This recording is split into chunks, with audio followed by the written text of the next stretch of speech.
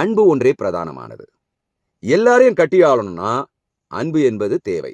அந்த அன்பை அடைவதற்கு நான் என்கிற தனிப்பட்ட உணர்வு இருந்தால் அடைய முடியாது. இப்போ கடவுள் என்பவனை தாய் அன்பு கொண்டவனாக சொல்வார்கள். இதையே நான் தவறுன்னு சொல்லுவேன். காரணம் என்பது என்ன என்றால், தாய் அன்பு என்பது ஒரு சுயநலமான அன்பு.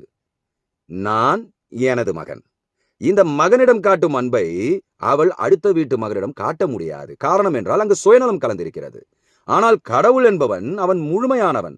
அவன் நான் என்கிற எண்ணமெல்லாம் கிடையாது. எல்லா உயிர்களும் என்னுடையதுன்னு அந்த நோக்கத்துல அவன் பறந்து விரிந்தவன். அதனால அவன் எல்லாத்துக்கும் தேவையான நீர், உலகம், மண்ணு, எல்லாமே காற்று, எல்லாவற்றையும் எல்லாருக்கும் பொதுவா படைச்சான்.